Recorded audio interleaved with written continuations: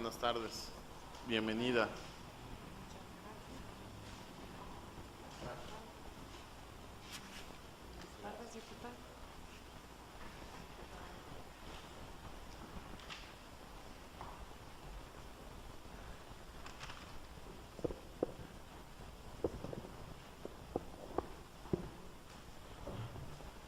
Muy buenas tardes, ciudadana Ileana Hidalgo Rioja. Bienvenida a este recinto legislativo. Por acuerdo de la Comisión de Transparencia y Combate a la Corrupción, le voy a explicar el formato de la entrevista. 1. Usted tiene hasta 10 minutos para hacer su exposición. Posteriormente, cada diputado tiene hasta 3 minutos para hacer los cuestionamientos pertinentes. Esta urna son preguntas de un micrositio que está público, que es del InfoDF y de la Asamblea Legislativa, en la cual hay preguntas de sociedad civil, académicos, de personajes de la ciudad interesados en materia de transparencia. Usted agarra la pregunta, la lee en voz alta y posteriormente, al terminar, tiene 5 minutos para contestar todos los cuestionamientos. ¿Tiene alguna duda? No. Perfecto, ciudadana Hidalgo. A partir de este momento tiene 10 minutos para hacer su exposición. Que tenga éxito.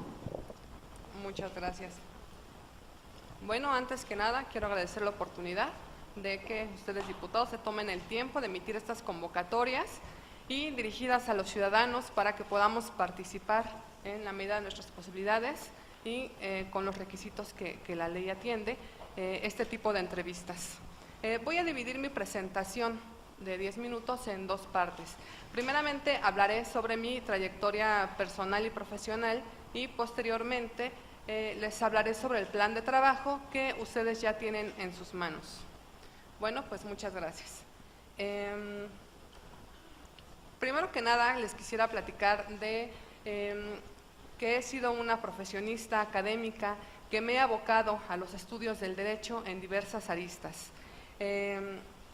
Soy actualmente candidata a doctora por la Universidad Jules Semper, ya al 100% de créditos y solamente en espera de la fecha del examen profesional. También cuento con la maestría de Derecho por la Universidad Nacional Autónoma de México, también la licenciatura en Derecho por la Universidad Nacional Autónoma de México. También me he procurado en la profesionalización en el extranjero. Últimamente, lo más reciente que he estudiado ha sido el curso de alta formación en justicia constitucional y tutela jurisdiccional del derecho en la Universidad de Pisa, Italia. También cuento con un máster en argumentación jurídica cursada en la Universidad de Alicante, España. Soy también especialista en derechos humanos por la Universidad Castilla-La Mancha, en España. He cursado otros cursos como inglés jurídico, inglés para abogados, en la UNAM, en el campus de Chicago, esto es en Illinois, en el estado de Illinois, Estados Unidos. También tengo el programa ejecutivo en campañas electorales en Salamanca, España. De acuerdo a mi trayectoria laboral y de colaboración ciudadana, actualmente me desempeño en la Dirección General de Autorregulación de Datos Personales como directora de autorregulación de datos personales del sector privado en el INAI. Fui directora de gestión en la Dirección General de Atención al Pleno en el INAI hasta el 15 de diciembre del año pasado. Y bueno, actualmente también soy consejera del Consejo Consultivo de la Comisión de Derechos Humanos de la Ciudad de México. Dentro de mi trayectoria laboral también cuento con trayectoria ciudadana y es por eso que he sido consejera distrital en el Distrito 16 del INE en materia federal, en el proceso 2011 y en el proceso 2015. Fui directora de Organización de Representación Ciudadana en el Instituto Electoral del entonces Instituto Electoral del Distrito Federal, ahora Instituto Electoral de la Ciudad de México. He sido subdirectora de vinculación con organismos no gubernamentales en la Comisión Nacional de los Derechos Humanos. He sido investigadora en el Instituto de Investigaciones Legislativas del Senado de la República, Instituto Belisario Domínguez. Y bueno, esta trayectoria profesional creo que me dotan de los elementos suficientes y necesarios para que, si ustedes lo tienen a bien, puedan considerarme como parte, como consejera ciudadana del Instituto de Transparencia de la Ciudad de México, del InfoDF todavía. Muchas gracias. Por otra parte, trabajé un plan de trabajo que es quisiera yo platicárselos un poco. A partir de un diagnóstico de cómo ha venido trabajando el Instituto de Transparencia de la Ciudad de México, también quisiera comentarles que si bien es cierto el Instituto ha tenido muchos logros, ha tenido muchos avances, la verdad es que las constantes reformas, tanto locales como nacionales, en materia de transparencia y en materia de anticorrupción, pues vienen a requerir una necesaria armonización legislativa en estos dos sectores, en el tema anticorrupción, en el tema de transparencia, pero también en el tema de datos personales. Recientemente sufrimos un proceso de reforma constitucional en la Ciudad de México, donde ahora, después de ser un distrito federal, viene a convertirse en un estado de la República Mexicana, ya no 31 y un distrito federal, sino 32 estados. Esto trae consigo, pues bueno, la incorporación de la Constitución Política de la Ciudad de México, que ya ustedes se encargaron, y tanto el constituyente como ustedes en la Asamblea Legislativa, en armonizar algunas leyes para ya poderlo poner en práctica. La verdad es que además de todos estos procesos, los sistemas nacionales de anticorrupción y el Sistema Nacional de Transparencia obligan a una necesaria armonización y puntualización de temas muy pertinentes que deben ser atendidos en estas nuevas reformas que ustedes darán a luz en los siguientes meses. Y bueno, entonces mi plan de trabajo lo voy a dividir en 3 líneas de acción.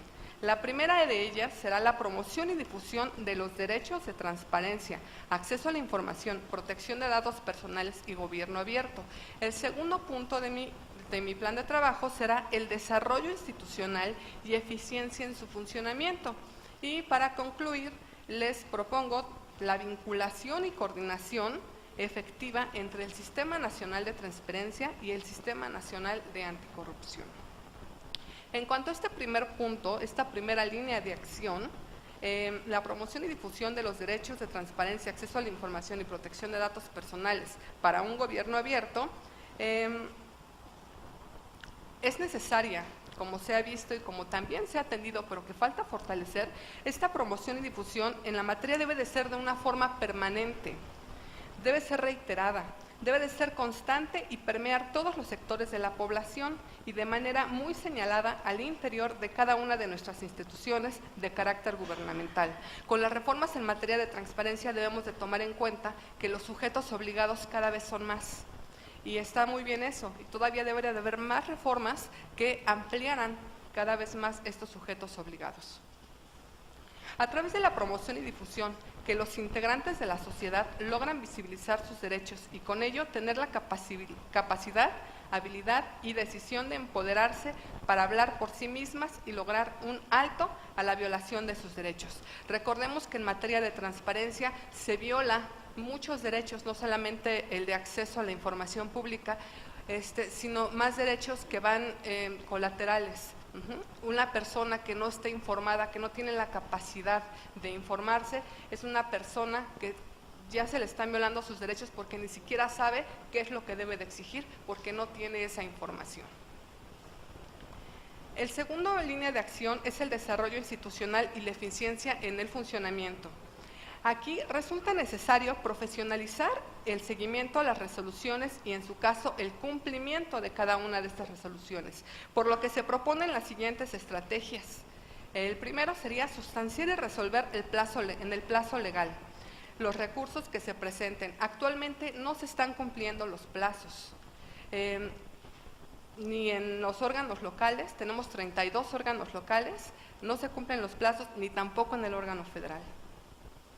Tenemos un retroceso, esto es por algunas cuestiones mecánicas, algunas cuestiones informáticas que no han permitido que esta plataforma nacional de transparencia realmente llegue a su auge y pueda potencializar todo lo que se ha presupuestado y todo lo que se ha programado. Todavía no es un hecho. También es importante dar seguimiento puntual y efectivo a las resoluciones y cumplimiento de estas emitidas por el instituto. Tenemos un sistema nacional de transparencia. No podemos seguir viendo que en los institutos locales los criterios no están armonizados con el Instituto Nacional. Ahora tenemos recursos como el recurso de inconformidad, donde si los particulares, los solicitantes no están de acuerdo con las resoluciones que emitan los institutos locales, puedan ir al Instituto Nacional por medio de este medio de impugnación, y como los criterios no están homologados, pues entonces tenemos criterios distintos. Y finalmente, la tercera línea de acción, que es la vinculación y coordinación efectiva entre los sistemas anticorrupción y el sistema de transparencia. El derecho a la transparencia termina cuando el sujeto obligado cuando el particular recibe la información, cuando los sujetos obligados transparentan el actuar público. Sin embargo, eso no es suficiente. El Sistema Nacional Anticorrupción debe de ser ese gran final que determina qué hacer cuando, gracias a este derecho y a esta transparencia, detectamos alguna cuestión de corrupción. Y bueno, ya no tengo tiempo, así es que muchas gracias, agradezco sus preguntas. Gracias, ciudadana Hidalgo. Le cedo el uso de la palabra al diputado Suárez del Real. Con su venia, señor presidente, doctora Hidalgo Rioja, el currículum que ha presentado es un currículum muy amplio, extenso, su experiencia tanto nacional como internacional permite que haga una presentación también estructurada como la ha hecho. He leído con mucha atención las dos últimas hojas de su presentación relativas al compromiso. Lo tiene de manera muy clara y se ve su convicción en la defensa de los derechos ARCO y la aplicabilidad de principios como el de transparencia proactiva y el principio de usabilidad. Dada su experiencia internacional, yo le preguntaría, en el caso de ser consejera ciudadana de este órgano garante de los derechos de acceso a la información y transparencia de los habitantes de la Ciudad de México, ¿de qué forma llegaría usted a pueblos originarios, comunidades indígenas residentes en esta ciudad, a los cuales no les llegan los mecanismos tecnológicos y requieren de otras formas de hacerse llegar conocimiento de estos derechos que pueden ejercer? Evidentemente su paso en Italia pudo haberle dado la oportunidad de saber los grandes retos que representa tener que lidiar con el toscano, el florentino, las lenguas originales de la península, y cómo se ha tenido que hacer el proceso para hacer llegar la promoción de estos derechos. Por su respuesta, gracias anticipadamente, doctora. Gracias, diputado Suárez del Real. Le cedo el uso de la palabra al diputado Juan Gabriel Corchado. Muy buenas tardes. Gracias, presidente. Durante estos 2 días he escuchado de muchos de los que han venido a hacer la exposición sobre el tema transparencia, rendición de cuentas, pero pocos han hablado de algo que usted menciona en su exposición, que es la protección de los datos personales, que a veces no están solamente en poder de entes públicos, también en poder de los particulares. En ese sentido, ¿cómo le vamos a garantizar, o qué haría usted a razón de garantizar la protección de los datos de los ciudadanos en poder de entes ajenos a la vida pública. Muchas gracias, diputado Corchado. Mis preguntas van a ser muy puntuales sobre su plan de trabajo y la exposición que nos hizo. Detenidamente pude ver en su estructura de trabajo como líneas de acción el tema de gobierno abierto. ¿Me podría decir y argumentar a detalle? Porque me gustaría que profundizara. Y la segunda vertiente de su plan de trabajo propone un instituto coadyuvado en la utilización de las tecnologías de la información, con miras a la creación de un acervo documental. ¿Cómo lo puedo entender? Muchas gracias. Diputada Lutlo. Sí. ¿Cuáles son los obstáculos para ejercer plenamente el derecho de acceso a la información a través de la presentación de solicitudes de información por vía telefónica por parte de las personas en la Ciudad de México? Gracias. Ahora le cedo que elija una pregunta de la urna. Es aleatoria. Ok, ¿la puede leer en voz alta, por favor? Claro que sí. Dice, indica la diferencia entre datos personales e información confidencial. Ok. A partir de este momento tiene hasta 5 minutos para hacer su sesión de respuestas. Ok. Diputado José Alfonso Suárez, ¿cómo poder llegar a los pueblos originarios, a las comunidades indígenas, a los residentes aquí en la Ciudad de México de todos estos temas de transparencia, protección de datos personales? Sin duda alguna es todo un tema de accesibilidad. Hoy en día vemos que aquí, en este recinto legislativo, tenemos a una persona que está comunicándose vía señales para aquellas personas que están en un grupo de situación de vulnerabilidad, que son las personas que no pueden escuchar.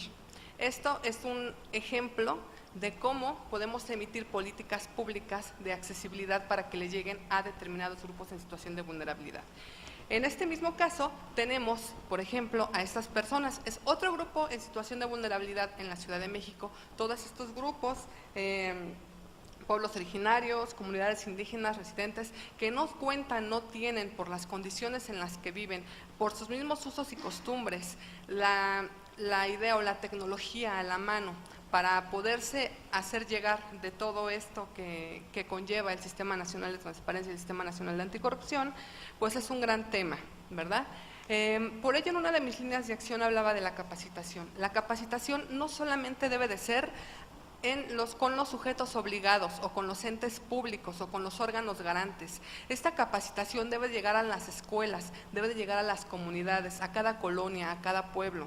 Hoy en día existen diversas herramientas de participación ciudadana donde incluso los pueblos originarios y las comunidades indígenas participan, respetándoles sus usos y costumbres. Entonces sería muy bueno poder emitir políticas públicas a través del InfoDF, de la Asamblea Legislativa también, por supuesto, si ustedes así lo consideran prudente ponerlo en la ley, para que pudiese haber concursos, prácticas, incluso proyectos de presupuesto participativo en temas de capacitación, capacitación en lenguas que sean las que hacen uso en estas comunidades, pero también yo refiero en las escuelas públicas como medio de capacitación. Es muy importante que desde que los pequeños niños se van formando en las escuelas ya traigan esta visión de gobierno abierto, ya traigan esta visión de transparencia y así vayan creciendo.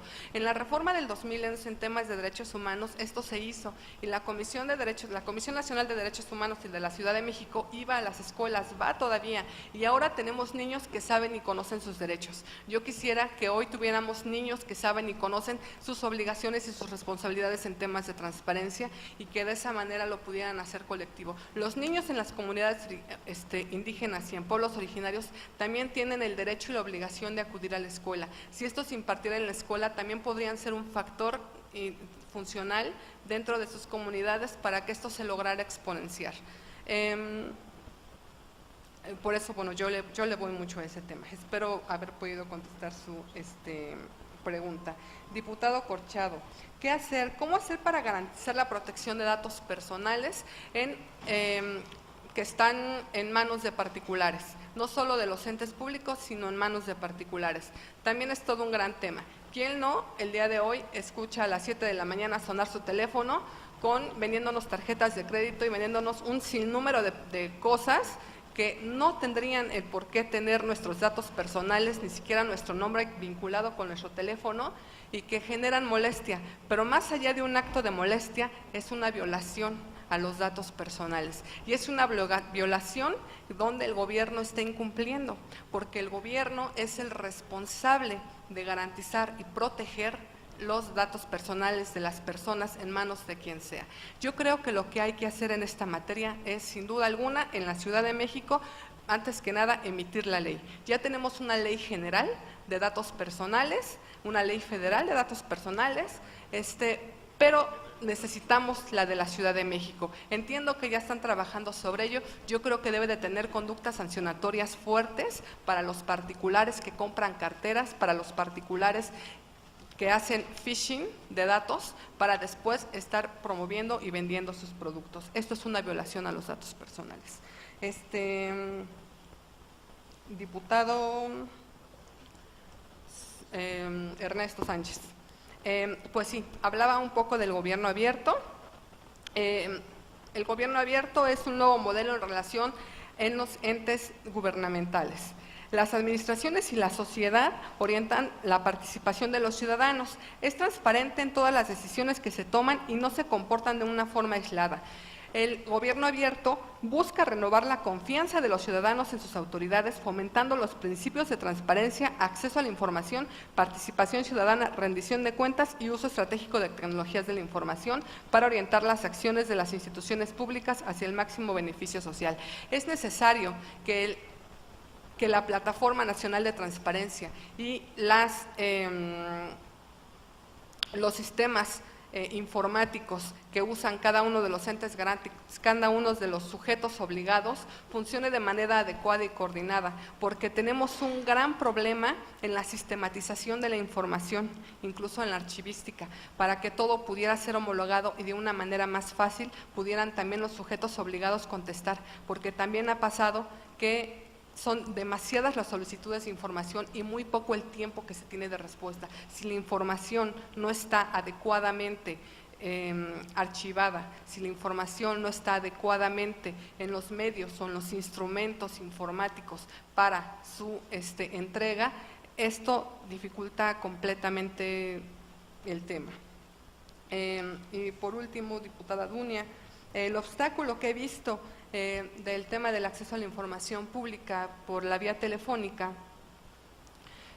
pues es que si bien sí queda un registro y se les tiene que dar el mismo seguimiento que si se les diera a través de Infomex, en este caso el sistema de la Plataforma Nacional de Transparencia, pero que actualmente todavía no está funcionando al 100%, pues tenemos que puede haber que haya, por ejemplo, las personas pueden solicitar información no solamente a los órganos garantes, en este caso al Infodefe, sino también a los sujetos obligados.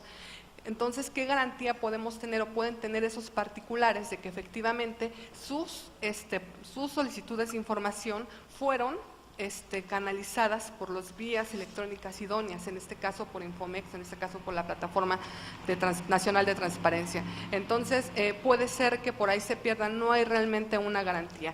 Hay preguntas incómodas, hay solicitudes incómodas, pero por muy incómodas que sean, tienen que salir a la luz y tienen que estar plasmadas. Entonces, creo que sí se podría fortalecer un poco más, tal vez con un sistema digital telefónico, como por ejemplo lo vemos en la tele con las llamadas.